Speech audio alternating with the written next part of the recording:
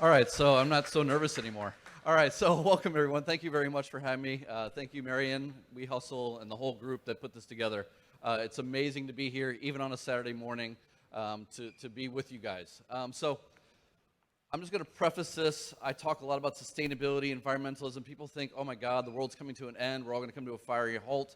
I'm pretty optimistic. I'm an entrepreneur, and I'm just going to talk about how you take those issues and you turn that into what I believe will be the next $20 trillion businesses. So, here we go. All right, so first off, yeah, you've probably all heard climate change is going to kill us, dry us up, polar bears are going to die, we're going to run out of ice, famine, drought, and that's something that at the global level we've been kind of pounded into over the last 15 years. For me, when I break all that down, I look at this picture. First off, you can see it's a dated picture because I got here almost 20 years ago. And I actually believe that Shanghai and China are the best places in the world to be working on these issues, be it in whatever fashion, as a corporate innovator or as an entrepreneur. And that's because when you look at the city itself and you break it down, you've got systems that underlie this. So fundamentally, we talk about climate change, we talk about carbon, but we can also talk about the externality of the energy system itself. So in China, what we have is a tangibility where climate change, CO2, polar bears just will not drive us forward. But these kind of catalysts drive people very quickly to bring solutions to the market. And that, for me, is one of the best reasons why we're all here. So when I talk about mission-driven entrepreneurship, it's really about the fact that at the end of the day, we are going to have to scale to these challenges. So I just mentioned smog. We only had about half the world living in cities at that time. Over the next 50 years, we're going to have another billion people just in Asia living in cities. And those footprints and these cities that that we used to travel to, some of us used to get on airplanes and travel around the region. You go to Bangkok, Singapore, Manila, any of these cities, you'll start to see that they have the exact same challenges. It's just a growth story. Oop. All right, so I'm just going to click through this because it's going to kill people. My God. All right. So going back to the idea of cities, the big challenge here is if you look at this chart, the one on the left, you're looking at the average pork consumption per capita in China over the last 40 years. This is rural consumption, this is average consumption, and this is urban.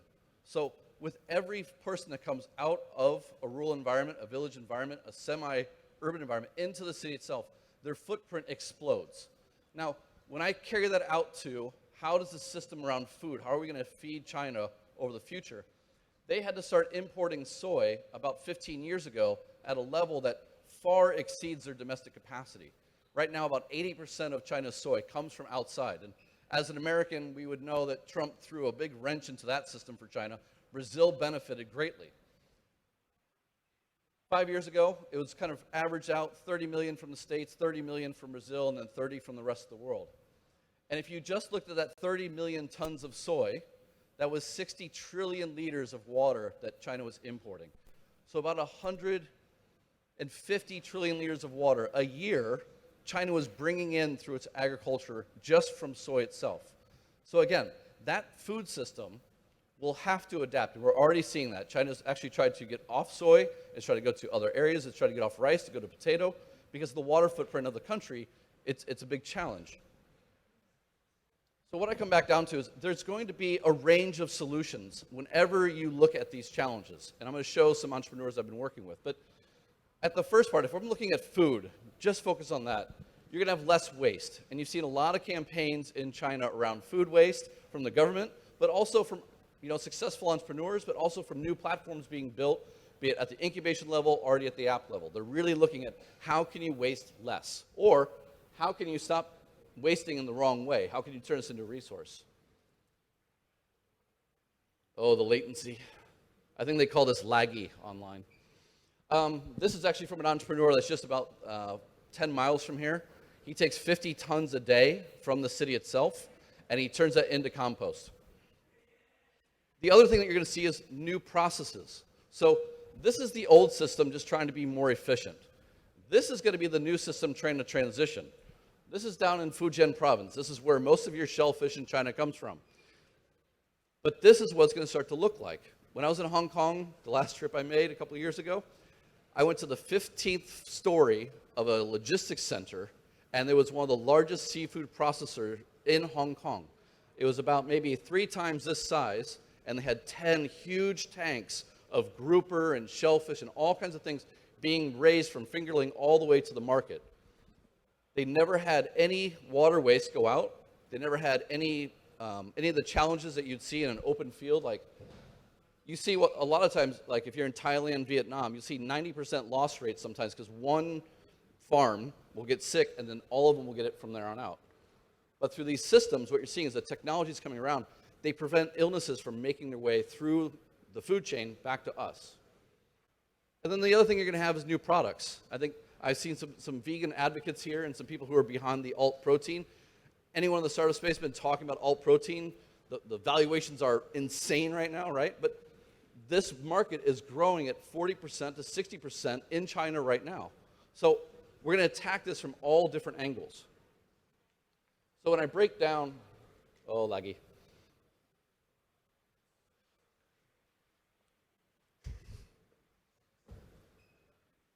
We're just going to go to the next slide. All right.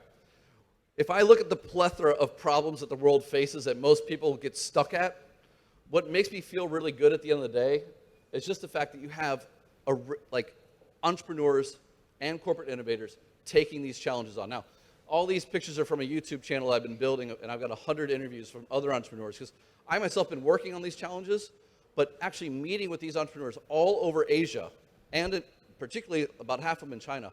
What I'm realizing is, kind of to the point of all the potential is in this room, the most innovative, fastest moving technologies and individuals are definitely in Asia right now. And most likely, you'll find a lot of them in Shanghai.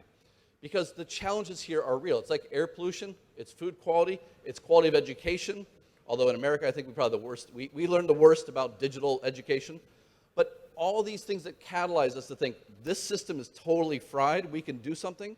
I'm seeing so much opportunity here. And that's where, for me, it's like, there's so many entrepreneurs, there's a lot of money, and there's a lot of people coming together around these issues. So all these entrepreneurs, be it from ag waste to, they just printed 1 million face shields for India's COVID crisis. You don't get that from a typical corporate response. And they got huge investment for it. So, I don't know, I thought I was talking to more younger entrepreneurs. So, basically I look at, first off, you got to start with, how are you going to tackle these problems? You need to have a solution. And I think a lot of people come in like, I want to save the world, but I don't know what I'm going to do. And that doesn't go very far, any more than I want to fix a technical problem, but I don't know what I want to do. I just want to build an app. You have to have a real solution.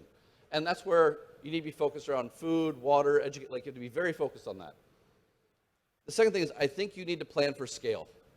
In Asia, we're going to urbanize another 1.5 billion people roughly in the next 20 years. These challenges that we see in air pollution and food insecurity, all that stuff, it's all going to scale much faster. And we're learning about the challenges of how government will respond, how business responds, how we respond, just from this COVID crisis. Like, these challenges that are right in our face, we can either sit back and do nothing, or we can find a way to scale out whatever it is that we're building. The biggest challenge that I've faced as an entrepreneur that I see in the groups that I work with is the ability to scale your team. And I don't know how much all of you have talked about that or dealt with it or overcome it, but the ability of the team to scale is critical to whether or not you'll actually be able to deliver. I mean, I'm not even talking about the market itself, product market fit. I'm assuming that you've got that. You need the team to be able to go from 5 to 500 like Green Common's done over the last 3 years. Not a lot of companies can do that, but the ones that focus on their team can get it done. You need to have a process. Anyone here worried about textile waste? I mean, we're at Li and Fung, and they're worried about it. Another entrepreneur I met in Hong Kong, he developed a way to take textile waste, not mash it up into something ugly like most textile processes do, or stuff it into automotive cushions or turn it into construction. He can actually use heat and energy alone to turn it back into a raw fiber that's purely bleached white, which means it can be put back into the textile stream, creating an entirely closed loop. The best thing, he can put this into an H&M store, and that's why H&M gave him a ton of money to develop this, because they want to put these into their stores. They need the entrepreneurs, they need the dreamers to come up with a solution. Because until a year ago, the only solution was to incinerate it maybe downcycle it into construction waste, or maybe donate it to another country. But that's not a solution. And the last one is you have to move fast. I definitely believe that we're skating on very thin ice. I think we need to be moving a lot faster. COVID for me was an amazing example of how you can get things horribly right and horribly wrong at the same time. But we're still not out of this problem, and it's a direct threat to us every single day. How are we going to achieve a bigger goal of energy sustainability or of food security? As an entrepreneur, you have to think about how you can scale and scale fast. And I think as an entrepreneur, if any of you are entrepreneurs, you know you have to have a high tolerance for pain when it comes to this. I think on a scale of 1 to 10, entrepreneurship is probably 100 on a good day and maybe 2,000 on a really bad week. But you will enjoy that if you're getting these things done, if you're doing these things right. And I'm going to talk about one, I don't know, how much time do I have? I've got one solution, or one process I'm going to show you of a product that we did with a corporate client. So I like to work a lot on the bleeding edge of sustainability. I like to be out in front with my friends who are entrepreneurs themselves, but I tend to work more with corporates internally. A few years ago, I was asked by Target company, some of you, if you're American or if you're in sourcing, you'll know they're a very large brand, to look at the factory labor that they have. And obviously this has become a very interesting issue over the last couple of years. But for many years, you had laborers who were coming in by the tens of millions from one side of China to the other. And this is kind of the export map of labor. People were coming from out of here and into here until about 5 years ago. It was just human labor coming in, going to factories. Now, that's provided an amazing economy, and that's what China's economy has relied upon for the last 40 years of growth, because it provided jobs, it upskilled, it created industrial complex, a supply chain, and it all led into boxes like this, largely overseas. The problem was, within that problem, or within that supply chain, you had about 60 million left behind kids. Now, I don't know how many of you understand this problem. I don't know how many of you were, there's a lot of Chinese in the crowd, maybe you were left behind as well. But when their parents leave the village and come into the city, these kids will largely be raised without their parents. And actually, under the age of 14 is about 86 to 90% of the kids. So they're very young. And if you have kids, not being around your children as a parent, it can be a challenge for them long term. They also only see their family on average once, maybe twice if they're lucky. Now, a lot of people are like, we're not sure what to do. And the traditional path for a company would be like, let's just go and do parental training in a factory. One by one by one. Very expensive, very slow. So we held a hackathon. We do what all people should do. Hold a hackathon. And I think WeHustle probably does that as well. We ended up coming up with about 8 different solutions. And the funny thing was, after this, everyone's like, oh, you can't do it because the people out there don't have internet access. They don't have phones. You could never help them. So we said, okay, we'll take our ideas. We'll actually go and do the work. And what was interesting is we talked to about 50 experts in this field, and they all said, you can't be done. Then we went and talked to the actual families. And we found out, what are the issues they face? We created a Venn diagram, and we kind of categorized things. But we try to figure out, you have all these problems to fix. Where do you start? And we started with the kids. Now, this was one of the best focus groups we've ever run, because we realized they already had the solutions on their arms. That idea that the rural villages of China doesn't have internet access, they've got 4G computers on their wrist. Now we have an option to come in. All right, 5, I'm good, don't worry. And so we created our app. It's called Sounds of Home. You can download it on Android. We don't have the money for the OS version yet. But what we did was we tried to actually take the lessons from the kids, from the parents, and create something that solved their actual problem. And one of the solutions here, besides the app, was just we bought 5,000 of these watches, and we started giving them to the kids. Now, that seems like a very unengineered, uninspiring way to go. When we monitored, actually after 6 months, how these families did, before the project, they talked basically, luckily 14% would be daily, and 75% was weekly. And if you asked the parents, how close do you feel to your children? On average, it was like a 5.5, 5.75. After 3 months, it totally changed these families. You went from once a week, now weekly is 7%, but multiple times a day, every day, is the majority of the pie. Because what we realize, when you put that watch on that kid's hand, you remove the need of the child to go and ask an adult for a phone.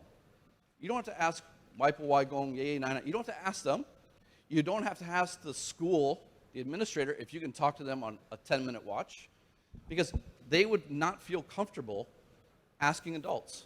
But once you remove that, then all of a sudden they start talking all the time. And look at how quickly the parents feel close to their child again. It was a little solution. And what I find is, when you're talking about these big issues, this was one example of how a company can engage entrepreneurially, innovatively, to create a solution that actually has scale. This watch costs $15, and they can solve that problem for their entire supply chain by getting their factories involved, by getting the people involved. And what they find is, amazingly enough, productivity goes up, unrest in the factories goes down, stability happens, and so the factories themselves start to see the benefit of looking at the human beings that they have in their factory, not as replaceable, but as valuable. And this was where it really got to be very interesting for me, not just from a social perspective, but also the environmental. It doesn't matter what area you're looking at. If you can figure out what's the challenge that a person is facing, you can then start to, little hacks, little things chip away at that and have a lot of impact. I mean, this is 60,000 people impacted in 6 months. Imagine what you could do if you had $1 million and take that to the next 600,000. That's the change that you can have. So you have to have the scale and the team, and that's what we've actually been working on. So that's my time. If you want to learn more, you can obviously scan my QR code, but they can switch this off if they need to. But really, I think for me, one of the biggest things that I've learned over 15 years of working in sustainability is you can get really down about the challenges that we face, and you can say it's going to be someone else's job to fix it. What I love about entrepreneurship and entrepreneurs is the ability to take that challenge and just get started on it. You don't have to fix the whole thing. Like, we did not fix every challenge that those kids face, but we got them much closer to feeling, a relationship with their parents. We started to fix some of those issues, and then we can figure out what the next step is. You don't have to take the whole thing at once.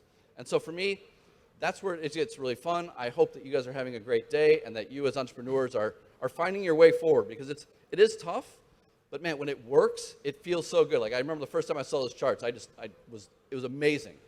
And I hope that you're all seeing that as well. So thank you very much, Marion. Thank you very much, crowd, for putting up with me. Thank you for the amazing Thank you so MC. much. Right. Thank you. That was really, really fantastic. Hey, before you come off, can I ask you a question? Sure. How do you feel?